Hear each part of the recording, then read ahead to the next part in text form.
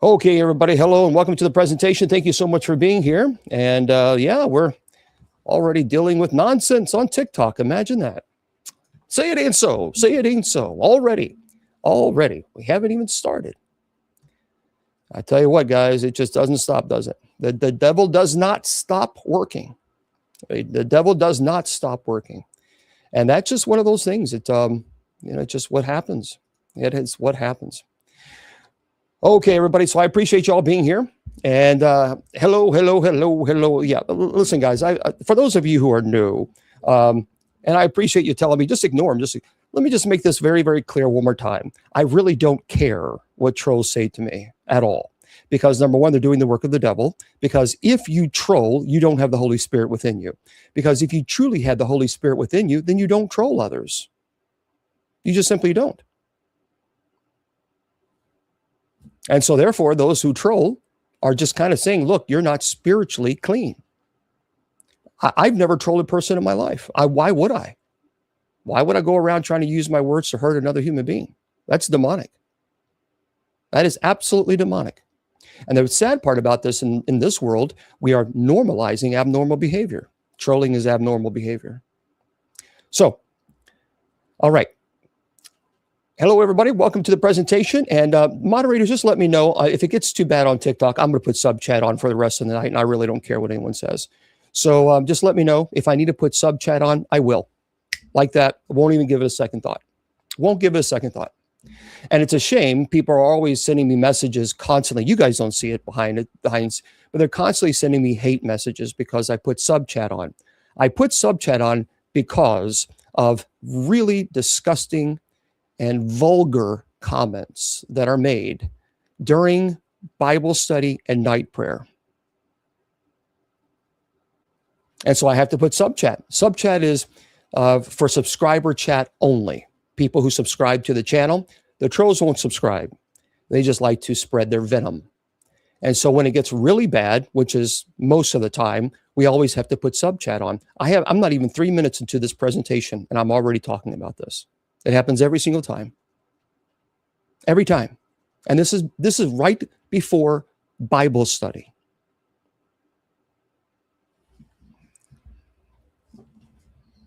It is a sad day. It is a sad, sad day. All right. If you want to go to my website, you certainly can do so. It is Bishop James Long, and you follow that on to a .com. By the way, I have 2 brand new books that are available. And I do ask that you please purchase them, not because it will benefit me, because they don't. They're my books. I own them. They're copyright. So this is the 7 Archangels Explained book. And 100% of the profits from this book is going to the MKS Kids Foundation. They're an orphanage that we are partnering with, that we're helping them raise money. And so you can pick yours up today. So just simply go to the site, Bishop James Long, follow that with a .com, and then scroll down and you will see the 2 books. So the 7 Archangels, and there's another book, the Paranormal Training Manual. And so that's, we love to help out. You can go to my website and you can see it. But anyway, you can just go to my website. There it is. All right. And scroll down, you'll see it. Bishop James Long. Follow that up with a .com. And there it is. And I think it's wonderful that you're trying to help out. And yeah, I have a 250-page or so book on a paranormal training manual that I have put together for all the years that I've helped paranormal teams.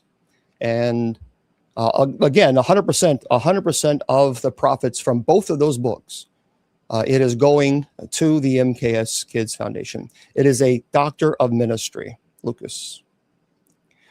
So there we go, guys. That is and now the church's site, by the way, if you want to go to the church's site, you can certainly do so. That's easy to do. And that's USOCC, and follow that up with a .org. And if you want to follow along for Bible study, just click on the Bible study link. Guys, for those of you who are new, I don't entertain questions. I'm not doing, this is not a Q&A session. This is Bible study. So during Bible study, I teach, I lecture on scripture. And then afterwards, we might entertain a few questions. But that's not what we do here. So for those of you who are new, welcome. But Bible study is Bible study. It's not a Jerry Springer show. So that's not what we're doing. And people have been telling me that my volume is a little low on TikTok, and they have been telling me that. So let me know if it's loud enough. A few people have said that, and I know that these are legit people. So if it is too low, let me know, guys. And I can move the microphone up a little bit, but it's always been pretty loud. Okay. It is low? Well, that's interesting. Yeah, some people are saying it's low. Some people are saying it's good. I don't know. Okay. It's a bit low. That is interesting. Let me just do this real quick. Hold on one second. Let me just to check it. I don't know. We'll see. Hopefully it's yeah. Hopefully it's something. Maybe it was just not pushed in for, it's one of those things. It's just a regular. There's two microphones. So this is what I use. Now, what I could do is, if it gets too low, is I could always put it on my lapel on my jacket, and I can do that no problem at all. But what I do is I put it on here, because this microphone goes into this computer, and this computer feeds into all the other social media platforms. So yeah, kind of crazy, isn't it?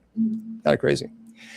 Okay, I want to remind everybody. Oh, by the way, Judy Ann won't be with us on Bible study tonight because Judy Ann she's very, very busy. She's on a really time crunch at the moment, and so all right. I can't look at this all day long. We got to move. Come on, guys. There. All right. We got to move. We got to get going on. I mean, I can't spend 5 hours on a microphone. So I've always had the microphone there, and it was never a problem until recently. So I don't understand what the problem is. I'm not really for sure what the issue is, but okay. So anyway, Judy Ann won't be here today. Now she'll be with us for night prayer. And please join us for that. That's 10 p.m. Eastern Standard Time. Hopefully you will be with us. And but until now, we're going to have our Bible study. Okay. All right. Again, if you want to follow along with us, it's very simple to do. Just go to the church's site, USOCC. Follow that up with a .org, and then click on the Bible study link.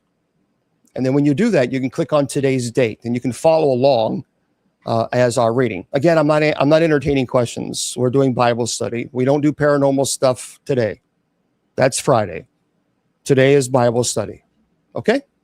So, yeah, this is becoming a problem, moderators. If we can just remind people, the questions are becoming an issue.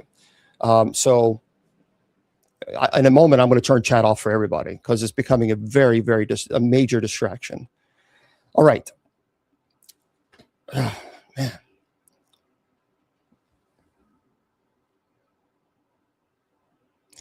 Bear with me. Okay, sub chat is on TikTok. That's it. We're done. I tell you what, this is just, it just doesn't stop. It's like a pack of hyenas. It really is. It's like a pack of hyenas. And the fact that they think they've accomplished something by trying to distract people from Bible study, they'll answer to God for that, not to me. All right, so sub chat is on for the rest of the night on TikTok, and it's going to remain that way. Okay. And I'm sure I'll get tons. See, the thing is, you guys say, I wish you would stop talking about the trolls. Then sit in my seat. Sit in my chair for 1 week. Today, I got 6 death threats, and I got 13 comments and messages calling me a fake bishop because I have sub chat on periodically. Sit in my chair for 1 day. And then you tell me how to address it. So there's a big difference. 6 death threats today. So anyway, you sit in my chair for a moment, and then you'll understand. All right.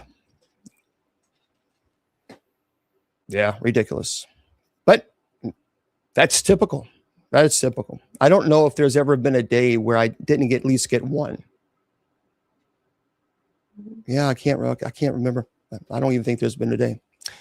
Okay, so there we go, guys. Let's push on, and we're going to have Bible study tonight and have a good time. Now, what I'm going to do is something very different.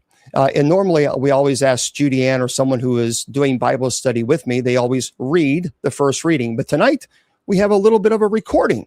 And I thought, let's try this. Why not? Let's try it. So here's your first reading for everybody who would like to know.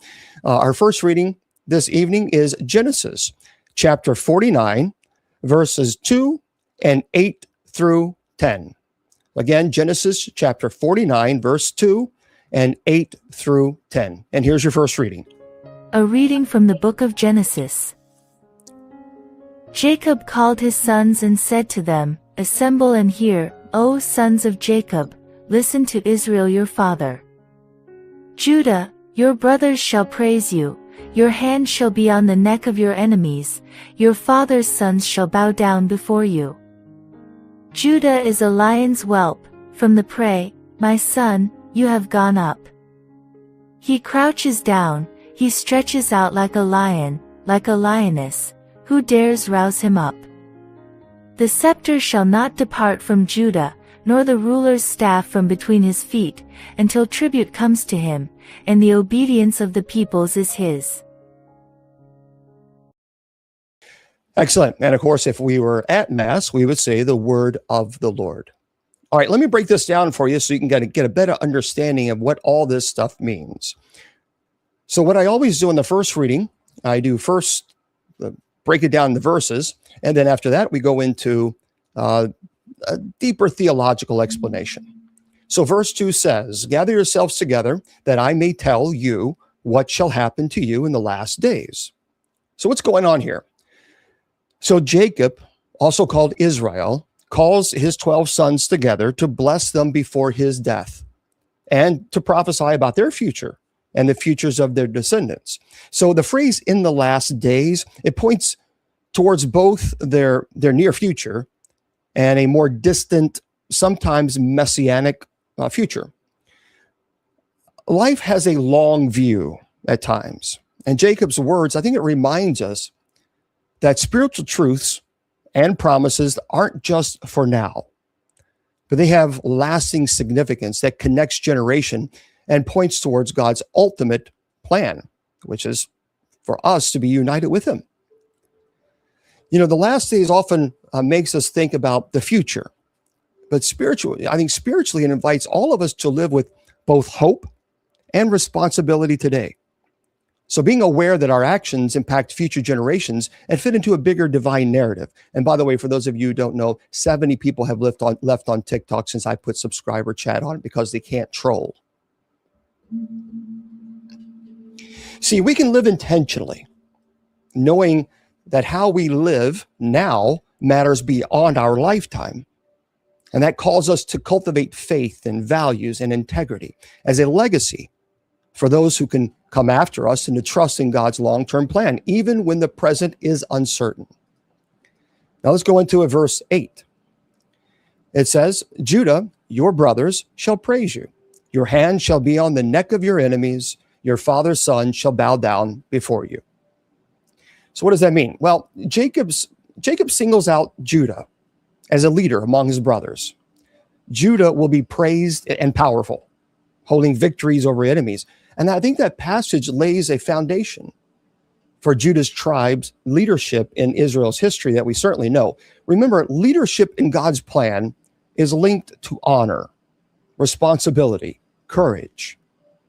And the idea that others will recognize Judah's leadership, points to spiritual authority, earned through faithfulness and strength. And the phrase about hand on the neck of enemies, that's about victory. But remember, the victory here is not just about military, because it symbolizes overcoming sin, fear, spiritual challenges. Judah's leadership, models spiritual authority rooted in God's empowerment. This verse, I think, encourages us to discover God's unique calling and strength in our own lives. So whether in family or work or community, God invites all of us to lead with integrity and courage over spiritual challenges. This is why I'm very firm in standing against trolling. Trolling is demonic. And we need more people standing up and saying it is demonic. The problem is we live in a virtual world where we are normalizing, many people normalizing abnormal behavior. And we must take a stand together and say it is wrong. It has no place here. It is evil. And those who participate in that activity are in serious spiritual warfare. Because the thing is if you think that using your words and trying to hurt another person is all for fun, well, then we've lost the battle. As a society, we've lost it. The moment anyone thinks that it's okay to use your words to hurt other people, the moment we normalize that behavior, society is gone. Society is gone. And in this community, we don't allow that venom to spread, because once it begins to spread, it takes root and it destroys the community from the ground up. And we won't allow that. And it's sad to me because we are in a spiritual battle. Folks, if you think we're not in a spiritual battle, open your eyes. This world is most certainly in a spiritual battle right now. We have a world that normalizes going online, using your words to hurt other people, and then people find it funny. Whether it be and I don't really care about what they say to me, but I got so angry that today I had to turn off social media. There was a gentleman, and he had Down syndrome, and he was online, and he loved singing songs. He just loved singing songs. The comments that people made were so evil and demonic. The venom that these people were spewing. And the sad part about it is the 90% of the people in the chat were making fun of this guy. And they all thought it was fun. And it got to a point where this young man he was crying. And he stopped the live. And I truly believe there is a special place in hell for people who are so vicious.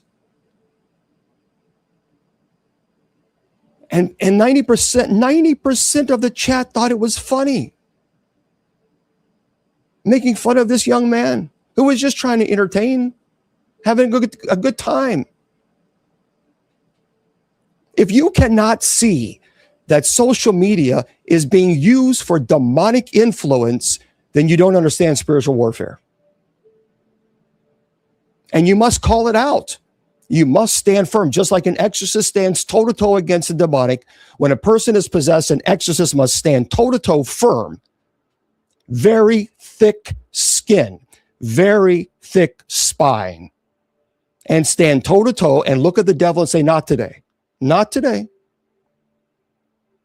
We must take a stand against that, but we don't, because people in the chat room said, very few people said nothing to defend this young man. It was, in my opinion, it was barbaric. And people say, oh, you're being dramatic. They said things that were so horrible to this young man that he started crying. And if you normalize that behavior, your spirituality is in bankrupt. It's bankrupt.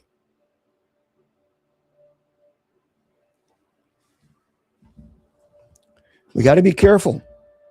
Even to the point where I had to put subchat on 3 minutes. On Bible study. Listen to what I'm saying to you, everyone.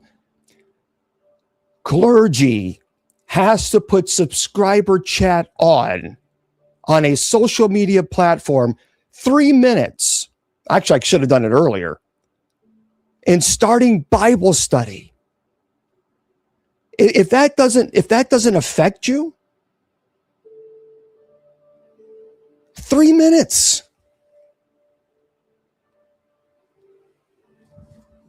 That is disturbing. So if you don't understand that we're in spiritual warfare, you need to understand it now. Because we see it everywhere. Everywhere. And I am convinced that the devil is not stupid. The devil is going to use everything that it can to cause division, to break people's spirits. So how do we stand firm? We look at the devil and say, you don't intimidate me. You don't frighten me. Your words are as useless to me as the dust on the ground. And the moment I begin to pray, you will tremble. So continue using your words to spread your venom. And one day when you breathe your last breath, then you will hear the flap of the wings of the one that you served on earth, coming to you and welcoming you into your eternal home. And that's real talk.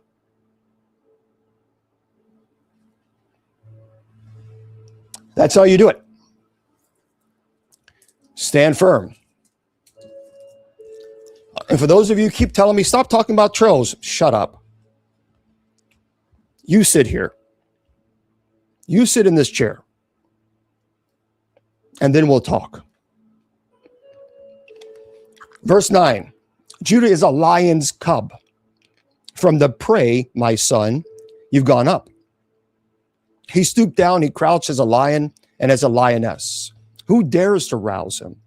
Judah is compared to a lion cub growing into a mighty lion. Powerful, courageous, and fear. That is what all of us, every one of us must be. We must be powerful. We must be courageous. And the devil should fear us. We should not fear the devil. Stop with this victim mentality. Oh, the devil is beating me up. The devil's doing this. Or have you called upon God? Yeah, but. What do you mean, yeah, but? There's no yeah, but to this. That always drives me crazy when I ask people, well, the devil's beating me up. Oh, fight back. Fight back. What are you intimidated for? You're intimidated over a cockroach? It crawls under a rock. It attacks you when you're vulnerable. No, you stand toe to toe. Devil, you're not going to intimidate me. Not today. See, the lion symbolizes God's strength, manifested through Judah's lineage. Spiritually, it teaches every one of us about the power available when we walk with God. Because when you walk with God, nothing can walk against you. Nothing. Not the trolls, not the demons, not Satan itself. You walk with God, and I promise you, the trolls, the demons, and the Satan itself will run away, scatter. The combination on the lion and the lioness, it suggests balance. See, strength combined with nurturing care.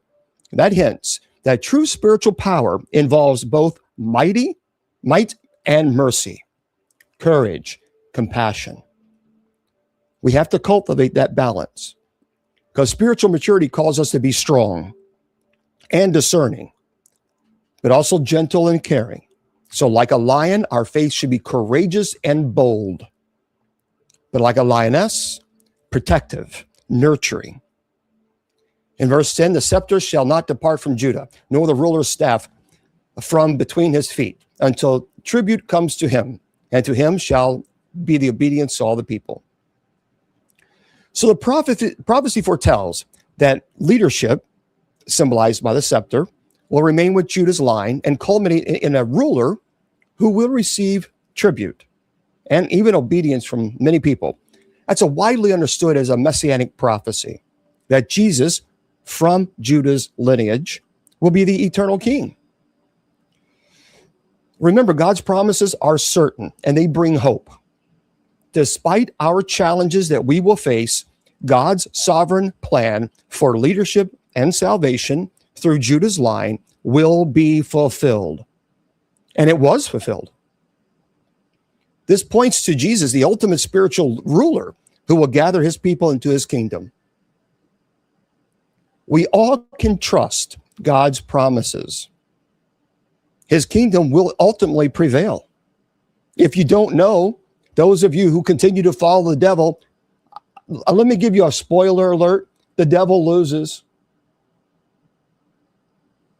Satan loses.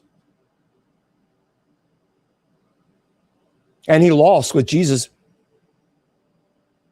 making a simple wave of his hand. Not even a sweat. Read Revelation. At the end of the battle, it's not much of a battle. Jesus shows up and he says, "Really, Satan? Really? So you want to do this today? Okay." Make sure you know which king you're following, because the devil is a counterfeit. Everything the devil does is a counterfeit. We must live with a big picture view. Our lives are threads in God's grand world. And embrace God's call to leadership wherever you are. Leadership is not about control, but serving with courage and integrity, standing toe-to-toe against those who wish us harm. And be confident in God's promises. The ultimate authority belongs to Jesus, and our obedience to him aligns us with eternal hope. This reading invites us into a very deep spiritual reflection on God's faithfulness, our calling, the promise of hope through Christ. So let me go into a deeper theological explanation for this. This passage, at first glance, may feel like simply an ancient family blessing, by which, upon closer reflection, reveals, I think, profound layers of spiritual depth, divine promises, insight, even for our lives today. So Genesis chapter 49, verse 2 and 8 through 10 is where the aged patriarch Jacob, nearing the end of his pilgrimage on earth, calls his sons to receive his final blessings. But these are not merely familial goodbye words. They are prophetic utterances, words filled with mystery, hope, and a glimpse of God's unfolding plan for history. And I think to appreciate the understanding of this passage, we have to picture the scene and the place that it holds within the biblical narrative. Okay, so Jacob, he's now an old man and perceptive. He gathers his 12 sons, each destined to father one of the tribes of Israel. This moment is rich with both, family intimacy and cosmic significance. The last days that Jacob refers to are not a vague abstract. They are a spiritual horizon, which encompasses both the immediate future and, of course, of the tribes and the ultimate fulfillment of God's kingdom in a Messiah. What Jacob does here, I think, is more than just prophecy. It's an act of defining identity. Each son and tribe carries their own unique characteristics, their roles, destinies that will shape the unfolding story of God's people. And among these, one tribe stands out with a special honor and promise, and that is the tribe of Judah. You see, Judah is described as a majestic imagery, lion-like in strength and dignity, destined to lead and rule. But remember, this imagery of the lion is not just about power or conquest. It carries spiritual symbolism too. The lion represents divine strength, courage, royal authority. And then nestled in this imagery is an invitation, I think, to balance strength with wisdom and leadership with responsibility. Jesus himself, I think, would later be referred to as the Lion of the tribe of Judah, remember, revealing the eternal fulfillment of the blessings in the King of Kings. But here's an insight that I think sometimes might be overlooked. Jacob's blessings of Judah doesn't merely announce human political leadership, because it speaks of a spiritual kingship, one that foreshadows the coming of a Messiah, whose rule will be characterized by righteousness and restoration. Remember, it says the scepter shall not depart from Judah. Well, those are signals of royal authority. It transcends earthly kingdoms. It's a heavenly, eternal reign that's established by God's timing. And I think that brings us even to a deeper theological reflection. The promise of the scepter remaining in Judah until tribute comes to him connects two realities: a present earthly dynamic of leadership and a transcendent vision where all peoples will acknowledge the king. Because it tells us that true leadership in God's kingdom is eternal. It's universal. It's grounded in God's justice and peace. All earthly authority, no matter who it is ultimately subordinate to the divine kingship, which is Jesus Christ.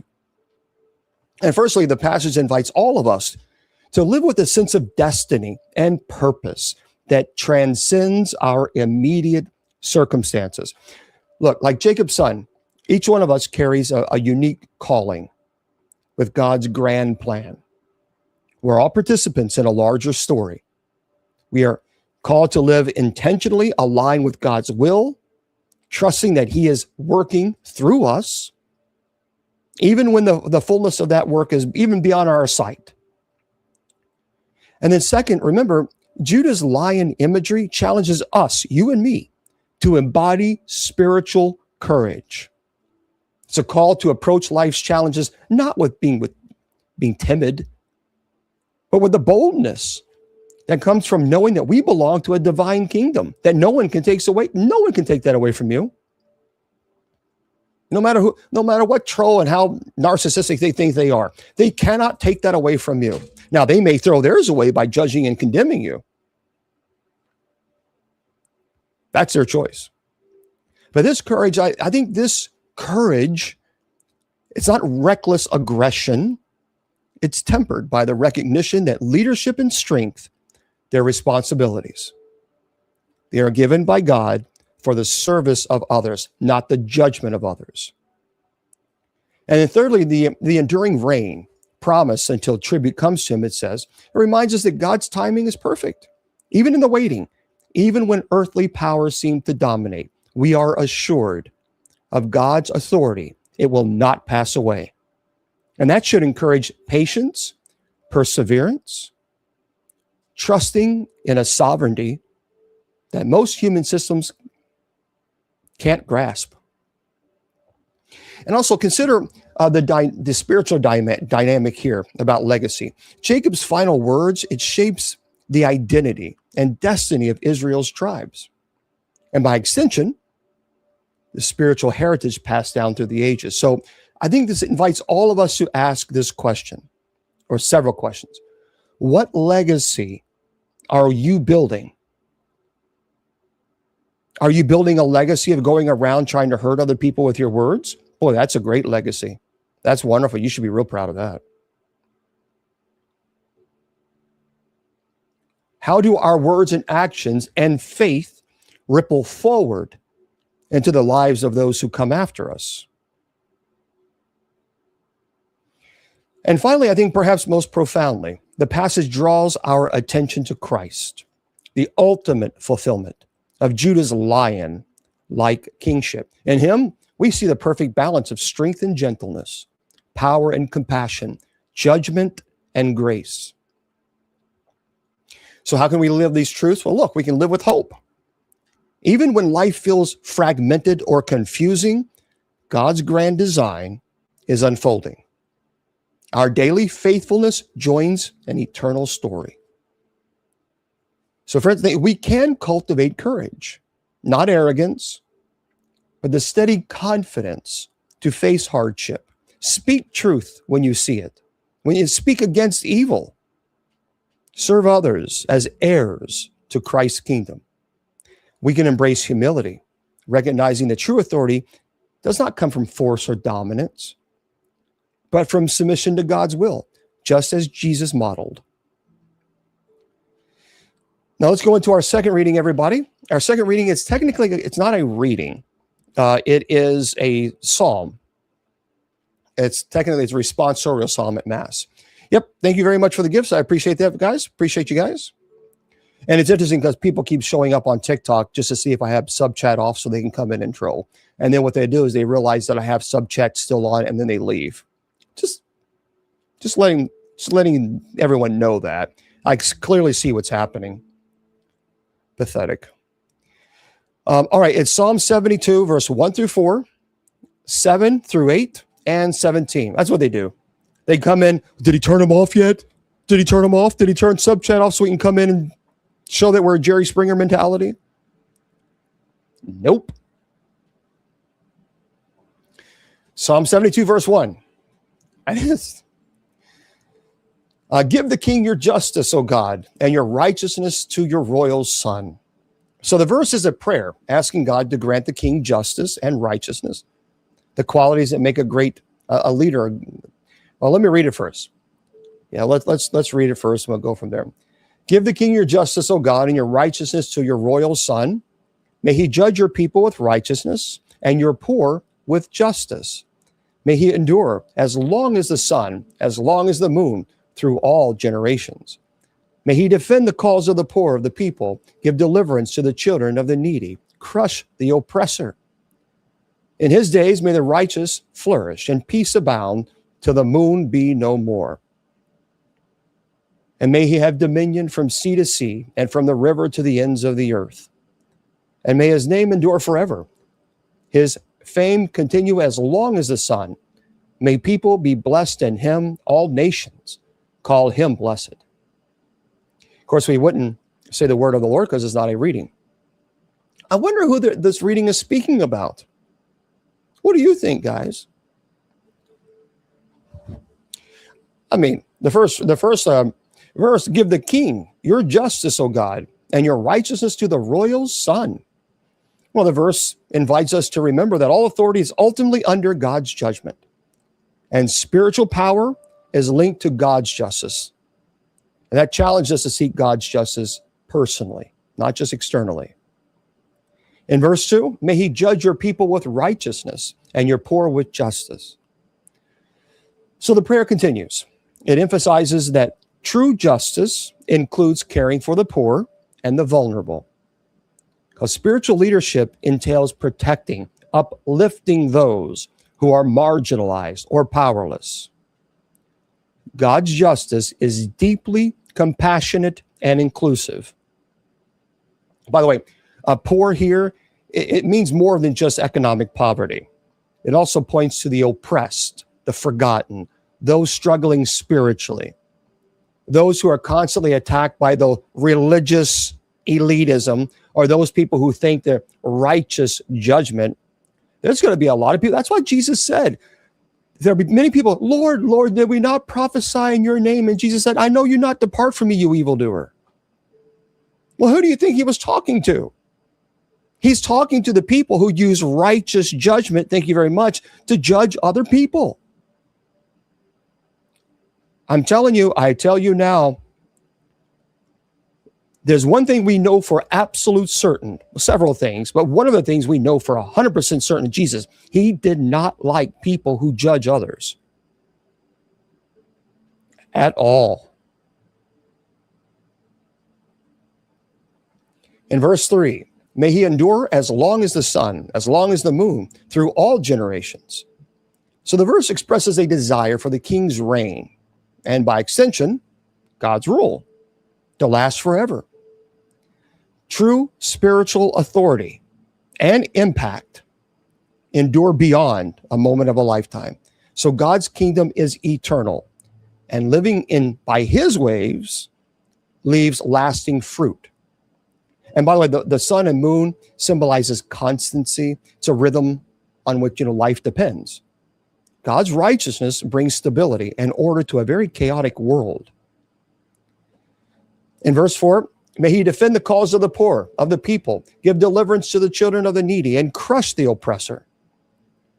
So look, the prayer asks that the king actively defend the poor and the oppressed, bring justice by overthrowing those who exploit others. True spirituality fights injustice. Justice is not passive. It requires active defense and deliverance for the vulnerable. Crush the oppressor shows that God's justice sometimes involves confronting evil decisively. TikTok. Spirituality includes standing against wrong. In verse 7, in his days may the righteous flourish and peace abound till the moon be no more. So the psalmist envisions a time of flourishing righteousness, continual peace that lasts forever until the moon ceases to shine. Friends, God's reign brings true peace and flourishing, not just absence of conflict, but wholeness and rescue. Peace in this verse is shalom. That is a rich Hebrew concept that means completeness, restoration, harmony in every aspect of life. In verse 8, may he have dominion from sea to sea and from the river to the ends of the earth. So the verse portrays God's sovereign rule extending over all nations and the entire earth. God's authority, friends, is universal.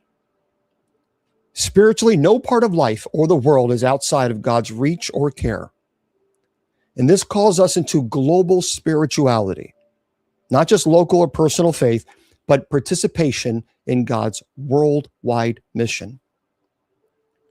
Remember, consider how your faith connects to the global church and the world needs.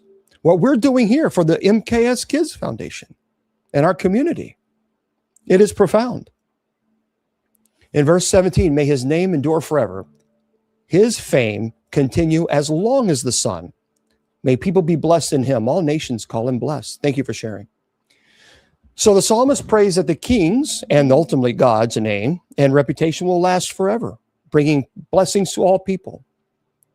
Remember, God's name is a source of blessing, not a source of condemnation. So, TikTok, if you continue to use God's words and judge and condemn others, you will have to answer to God for that. Because it is not God's wish that any of his children walk away from him. But should you continue to use God's words and twist and turn and condemn other people, I assure you of one thing, you won't bring them closer to God. You will push them further away from him. And when you do that, I don't think God will smile. Notice how the psalm moves from the king to all nations being blessed. We must live in a way that blesses others and spreads God's goodness, not righteous judgment. It's an oxymoron. Righteous judgment? Who are you judging? Who gave anyone the authority to judge anybody? Stop using righteous judgment as an excuse to condemn people. In this community, we don't put up with that. If you want to condemn someone, not here. We won't applaud you. We won't think you're doing a great thing. We clearly see that you're doing the work of the devil. Here, we lift people's spirits. We encourage one another. We remind them of their deep love that God has for them. And anyone who tries to snatch that away from another human being, if you can't understand, that is exactly what the devil tries to do every single day. Every one of us is going to die. All of us. No matter if you're watching now and if you're 15 years old, 20 years, 100 years, we are all going to pass away. Every single one of us will pass away. And how you represent God really matters when you stand before the real judge who determines where you will be going in eternity. See, if you continue to play judge today, then tomorrow, well, you'll see the real judge. So if you're going to represent God, then the words that need to come out of your mouth need to be encouragement, inspiring, loving, motivating, empathy. Anything else is counter to God. I don't worship a God of condemnation and hate. That's not a God that I worship. A God that I worship weeps when we suffer. A God that I worship sends angels down to help us and support us when we are struggling. And a God that I worship will completely wipe out the devil and all of its fallen angels who have tried everything that they can do to push humanity away from our Maker. The God that I worship is a God that took the cross from the Praetorium, Pilate's Praetorium, to Golgotha, and kept stepping forward every step, every move, every foot, thinking of you and me with the extreme pain that he dealt and he struggled with. He still pushed forward for you and for me. The God that I worship is a God that embraced lepers, that held them to remind them of their humanity because human beings have stripped them of their humanity. The God that I worship is a God that defended the prostitute from the people, the religious elites, the men who thought they were so holier than thou, and they picked up the stone to unalive her. And he reminded these men that they're all hypocrites as he bent down and he wrote each person's sin in the sand and said, now throw the cat. Those of you without sin, throw the first stone. See, that is the worship. That is the God that I worship. This God that trolls project, this God that people who claim to be Christians and judge and condemn people to hell as if it's just a second. It is so alarming to me how casual people condemn other people to hell and they call themselves Christian. That is alarming to me. How casual.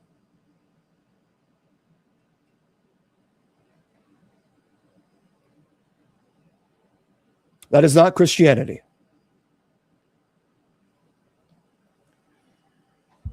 Psalm 72. Yeah, we need to turn this upside down. We need to turn this Christianity that's going online of hate and condemnation and judgment and venom. We need to turn that upside down, and we need to stand toe to toe against that and say, no, that's not Christianity. No. That is a distortion of Christ's message that has nothing to do with Jesus taught, nothing at all.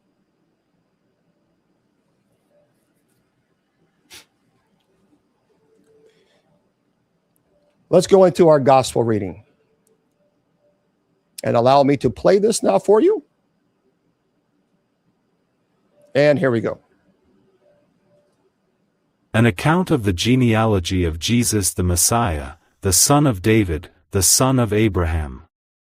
Abraham was the father of Isaac, and Isaac the father of Jacob, and Jacob the father of Judah and his brothers, and Judah the father of Perez and Zerah by Tamar, and Perez the father of Hezron, and Hezron the father of Aram, and Aram the father of Amminadab, and Amminadab the father of Nahshon, and Nahshon the father of Salmon, and Salmon the father of Boaz by Rahab, and Boaz the father of Obed by Ruth, and Obed the father of Jesse, and Jesse the father of King David. And David was the father of Solomon by the wife of Uriah, and Solomon the father of Rehoboam, and Rehoboam the father of Abijah, and Abijah the father of Asaph, and Asaph the father of Jehoshaphat, and Jehoshaphat the father of Joram, and Joram the father of Uzziah, and Uzziah the father of Jotham, and Jotham the father of Ahaz, and Ahaz the father of Hezekiah, and Hezekiah the father of Manasseh, and Manasseh the father of Amos, and Amos the father of Josiah, and Josiah the father of Jeconiah, and his brothers, at the time of the deportation to Babylon.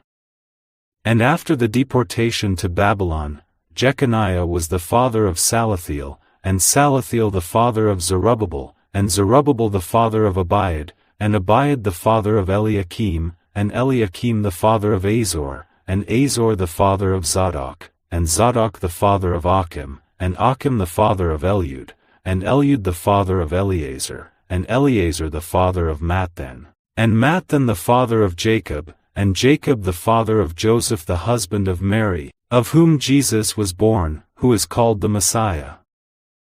So all the generations from Abraham to David are 14 generations, and from David to the deportation to Babylon, 14 generations, and from the deportation to Babylon to the Messiah, 14 generations.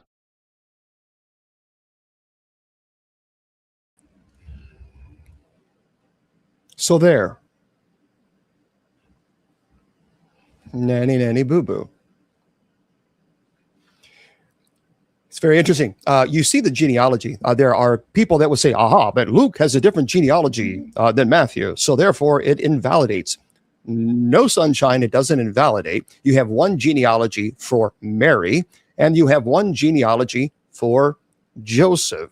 Yes, Joseph may not have been Jesus' biological father, but by law, in Jesus' time, Jesus automatically inherited Joseph's lineage. That was the law at that time. So therefore, we clearly can distribute and declare without problem that in fact, Jesus' lineage was from David. Yep, that's right. So I'm not going to read every single thing again, but I'll just give you a breakdown of what did, and then we'll get into our meditation, everybody.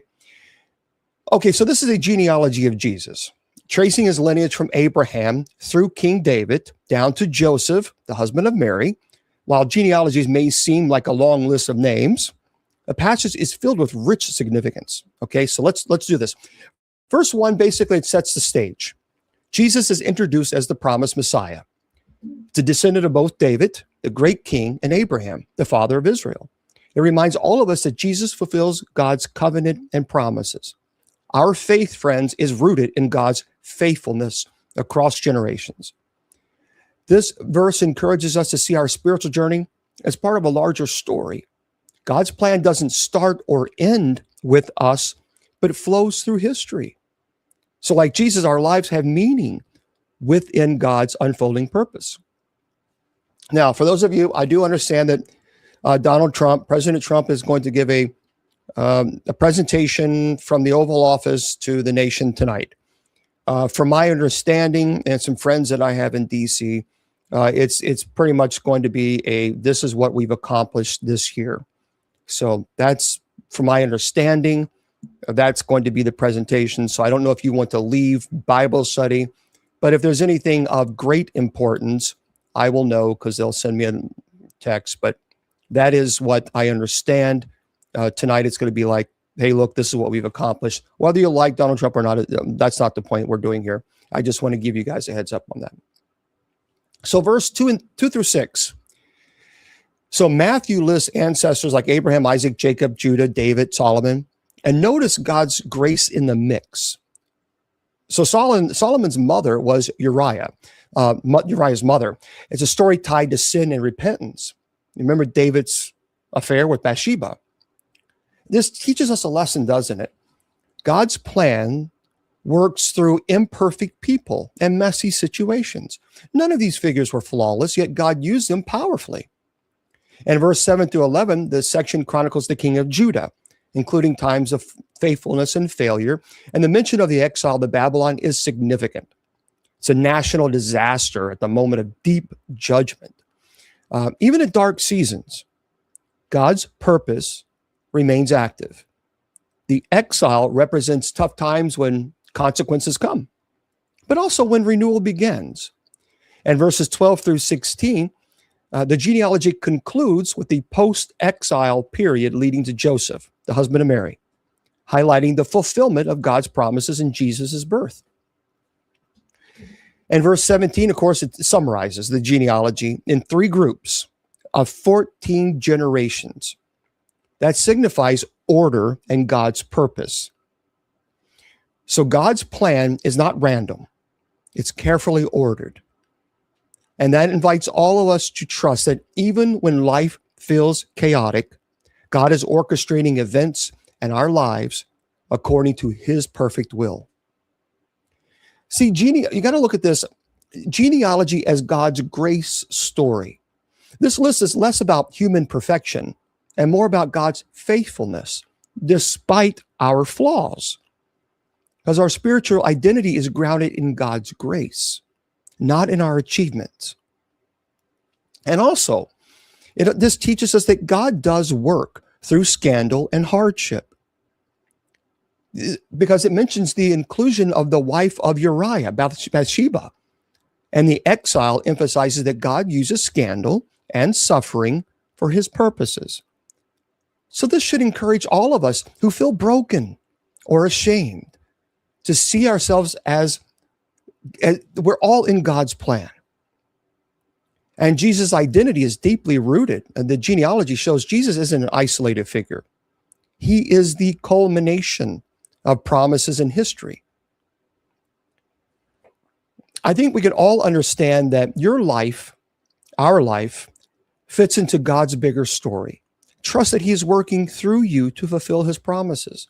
So embrace God's grace for your imperfections and your past mistakes. And when facing difficult seasons in life, remember God's redeeming power through hardship and exile moments. We all must cultivate patience and faith in the waiting. Believe that God's promises unfold at the right time. Now let's go into a deeper theological explanation. And then what we're going to do is we're going to go into our meditation. So when we read this, or we hear these big genealogy and these lists, it's a family tree tracing Jesus's ancestry from Abraham through King David down to Joseph. But with so much in Scripture, beneath these names lies a profound spiritual journey. I think it invites all of us into the grand narrative of God's salvation because it reveals the nature of God's grace. It teaches us enduring lessons about identity, purpose, and hope. Let's situate ourselves historically first. In the ancient world, remember, genealogy was vital. This is why when people say, do you believe Jesus was married? No, I do not. Do I believe Jesus had children? Absolutely no, I do not. And the reason being, genealogy was crucial. Historians that even were not Christian, there were Flavius Josephus, and there were other historians, and they would write genealogies. Believe me, if Jesus was married, they would have mentioned this in his genealogy. There's nothing there. There's nothing. There's nothing in Jesus's genealogy. Thank you. I appreciate that, Emery. There's nothing in Jesus's genealogy that says he had children, and there would have been. I assure you of that. That is 100%. So not all historians were Christians. So it's not like this, they're trying to cover something up. Believe me, Flavius Josephus would have stated, yes, Jesus was married, and this was his wife, and this was his children. There's nothing. So I think we can clearly throw out this idea that Jesus was married. That's preposterous. That's just, I think it's historically inaccurate. And I think it's deeply troubling for people when they try to do this.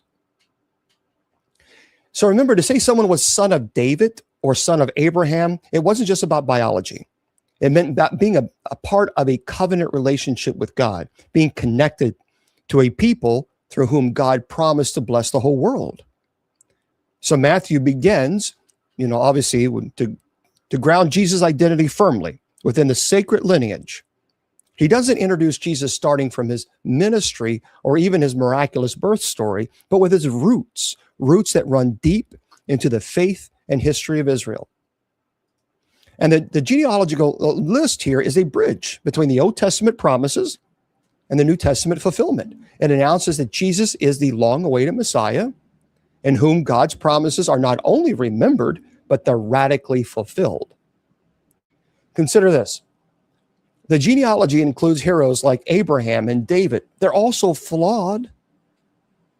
Tamar, Rahab, Ruth, Bathsheba all stand in that line. Each of these women has a complicated story. Some are Gentiles, some are connected to sin, some outsiders. The presence of these unlikely ancestors, it is a radical reminder of God's grace. Because this lineage teaches us that God's salvation story is not about perfection or human pride. No, it's about God's faithfulness and mercy working through real, broken people. It's a lesson that speaks directly to us today. Many of us carry wounds and past mistakes or histories that we might want to hide. But here we learn that God is not deterred by our imperfection. No, he uses them. God's working through human history. It's messy, it's complex, yet purposeful. I think that should give all of us hope. So wherever you come from, whatever your story is, God can still use you and does use you in his plan. I think also another profound point that Matthew makes is the structure of genealogy. Divided deliberately into 3 sets of 14 generations. See, this arrangement signals order, God's timing, and completeness. The number 14 is significant. It's actually tied to the Hebrews alphabet's numerical value for David's name, emphasizing Jesus as the true son of David. This arrangement, it's not random, because it tells us that God's plan unfolds with perfect precision. And I think also spiritually, it invites us to trust God's sovereignty. Our lives, they're not random events. They're parts of a holy ordering. Sometimes we may feel lost or disconnected. But this genealogy reminds us that God's hand is on the details of history and on the mundane of our own lives. Every step, every moment matters in God's great design. I think also most importantly, the genealogy culminates with Jesus, the Messiah, God's anointed king. So Jesus stands at the intersection of God's promises in human history. He embodies the fulfillment of God's faithfulness and hope, and human hope, certainly.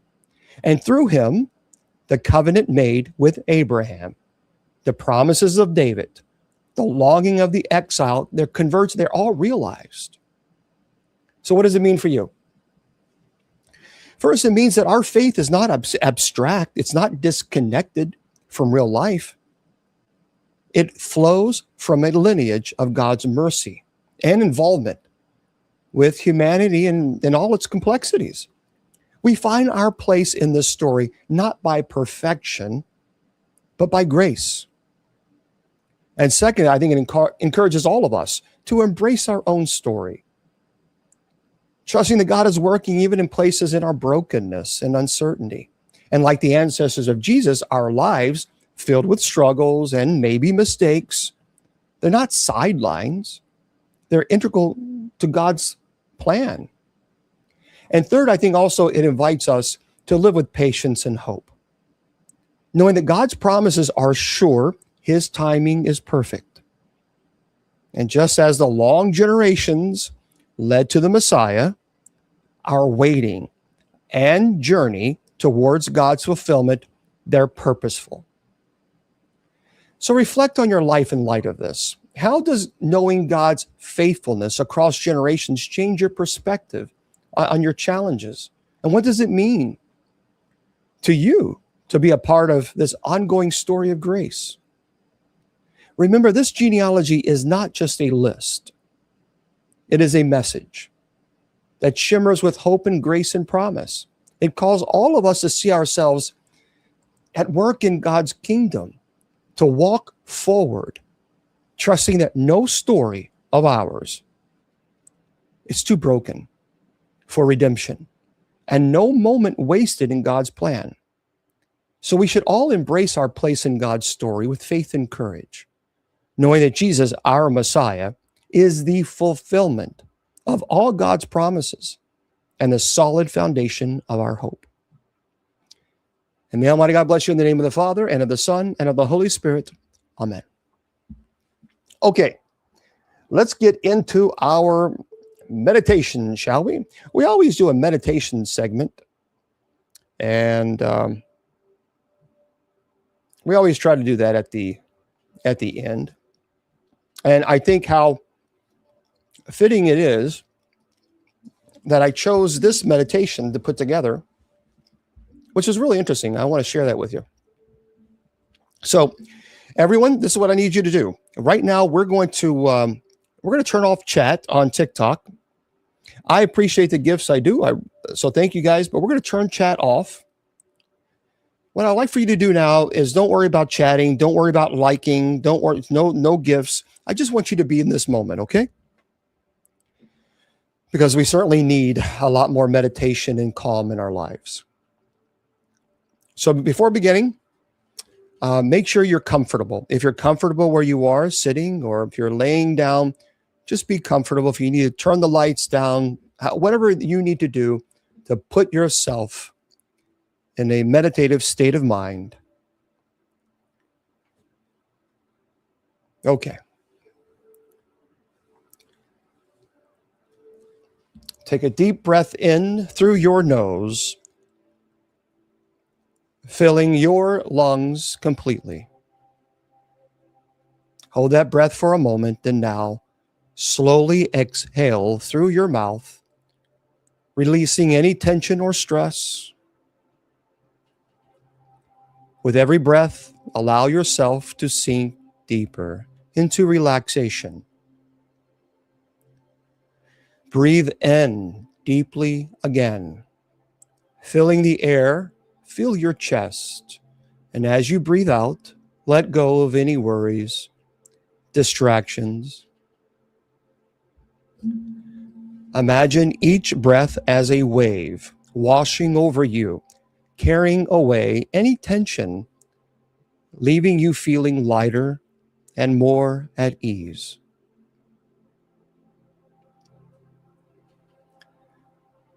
Now visualize a warm, golden light surrounding you. This light is filled with love, comfort, and peace. It is a divine presence that embraces you, wrapping you in a cocoon of safety and serenity. With each breath, feel this light becoming lighter and brighter, filling your heart and mind with warmth and peace. As you continue to breathe deeply, I want you to focus on the sensation of relaxation spreading throughout your body. Start at the top of your head, feeling your scalp relax. Now your forehead, your eyes. Let your cheeks and jaw soften.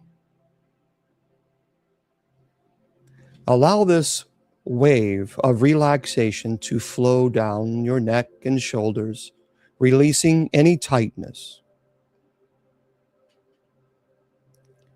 Feel the warmth of the light travel down your arms, through your elbows, your wrist, and into your hands. And let it flow down your back, relaxing each muscle as it goes. It's moving down your spine, your chest, your abdomen, filling you with complete calmness. Allow it to flow down to the hips and the thighs, the knees and the calves, all the way down to your feet. Each breath, you sink deeper into relaxation, feeling safe, secure, and at peace. Now I invite you to imagine a staircase before you. The staircase has 10 steps leading down. And with each step you take, you will feel more relaxed, more connected, more at peace. Begin to descend the staircase, taking your time with each step. Step 10, feel yourself becoming more relaxed. Step 9, deeper and deeper. Step 8, each step bringing you closer to a place of love and connection. Step 7, the warmth of the golden light surrounding you completely. Step 6, deeper still. Step 5, halfway down, feeling safe and secure. Step 4, feeling the love all around. Step 3, almost there. Step 2, feeling completely calm and relaxed. Step 1, you have arrived at a beautiful, serene place where you take your final step now and you're standing on the ground. And in a moment, you will connect with Jesus. I ask you to listen to these words from Matthew chapter 8. When Jesus came into Peter's house, he saw Peter's mother-in-law lying in bed with a fever. He touched her hand, and the fever left. She got up and began to wait on them. When evening came, many who were demon-possessed were brought to him, and he drove out the spirits with a word and healed all the sick. This was to fulfill what was spoken to the prophet Isaiah.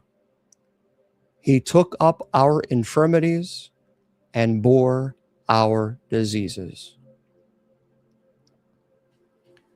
Imagine now that you are standing somewhere in a small, quiet town of ancient Galilee. The air is warm, and you can see the small, humble house of Simon Peter. You notice people gathering quietly around, sensing something special is about to happen. And you see Jesus walking toward the house. His presence is full of kindness and authority. His eyes are filled with love, determination, compassion. As he enters the house, you see a woman lying weak and fevered on a simple bed, Peter's mother-in-law. Her face shows signs of suffering, but also hope, because she has heard about Jesus' power to heal. Watch as Jesus gently approaches her. See him reaching out his hand with care and authority. Feel the warmth of his touch as he places his hand softly on her forehead.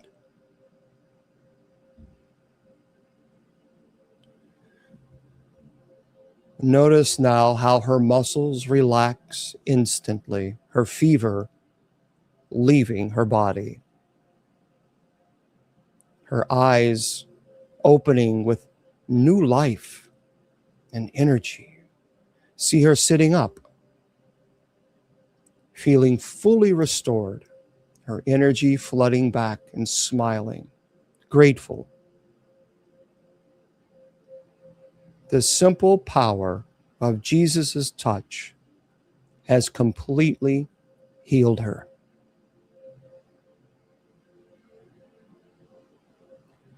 I want you now to feel the peace and joy filling the scene, the divine power of love shining through Jesus' touch.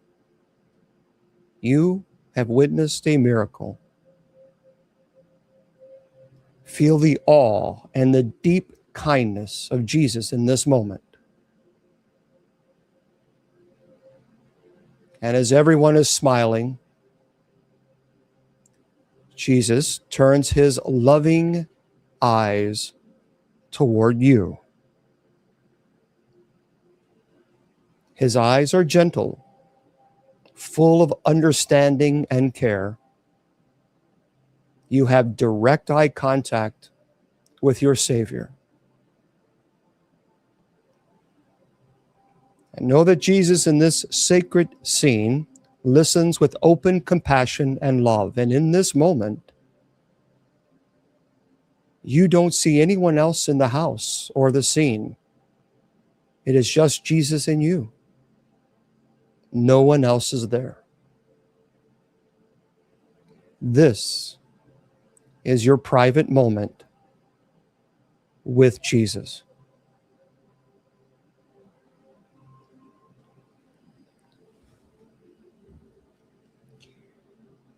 He asks you softly, what do you need healing from?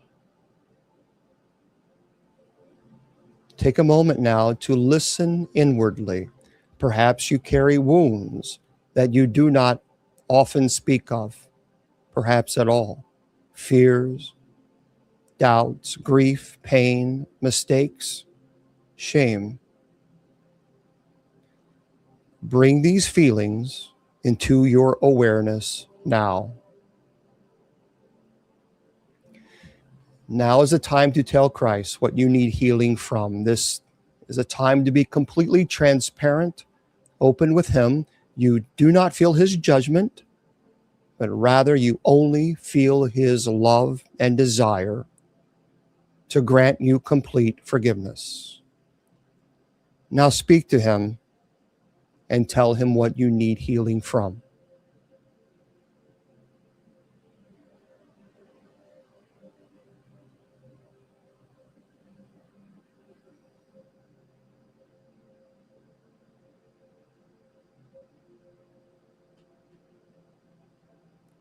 You may feel sad, embarrassed, angry, or ashamed with yourself. But now is the time to be completely open with Christ. Acknowledge the feelings that you are experiencing at this moment.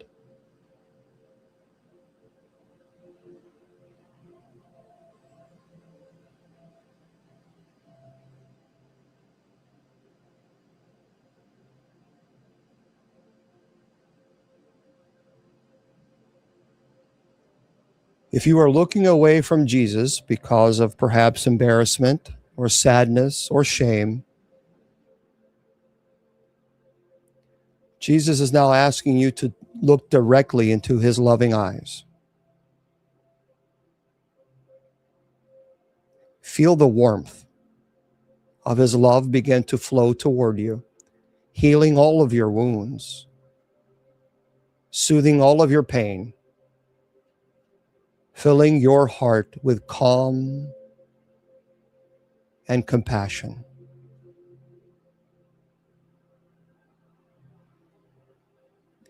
Visualize his healing energy pouring into you, washing away all of your fears, your shame, healing hidden hurts, restoring your soul with his gentle love. He wants you to accept this gift. Feel Jesus' presence wrapping around you like a comforting embrace, his love transforming every hurt into hope and peace.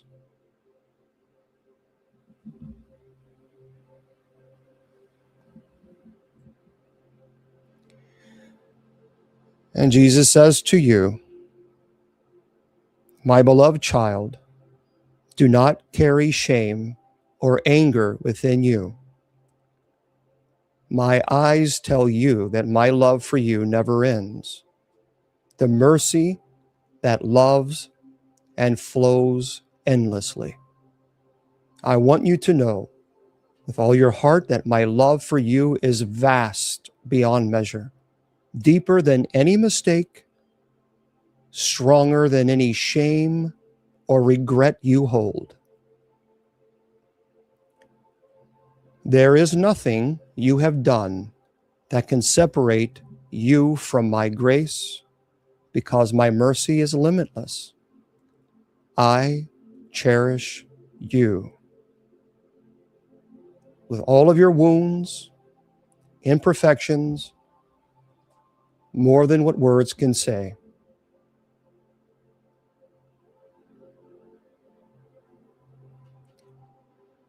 Rest in the peace of knowing that I forgive you completely. Your sins are washed away. Not because of anything you've done, but because of my unending love for you. You're cherished beyond anything you can imagine, eternally loved, eternally valued. Believe in this love. Let it fill your soul. And know that in my heart, you are forever treasured. If you need to embrace Jesus now, certainly do so. Show whatever gratitude, however you wish to show.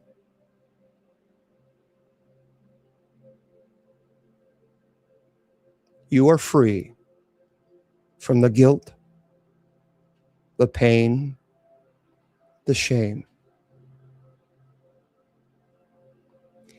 And know that you can always return to this space when you need to speak with Jesus again.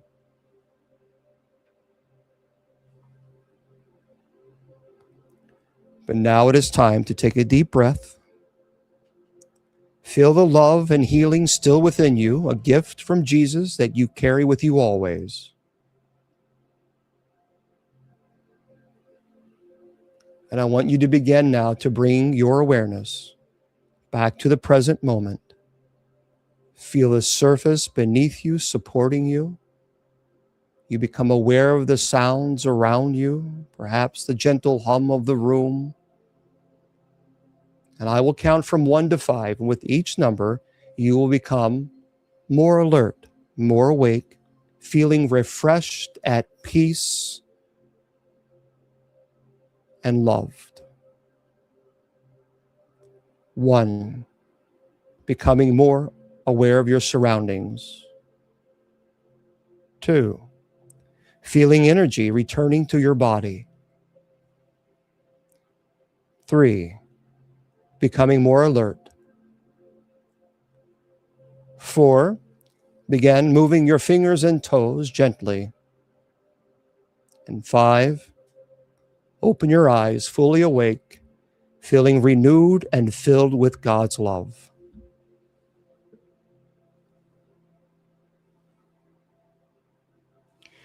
Take a moment to thank Jesus for his love and healing, and know that his presence goes with you, always ready to comfort and restore. And when you're ready, you can gently stretch and come back to this awareness in the room. And hopefully that helps some of you.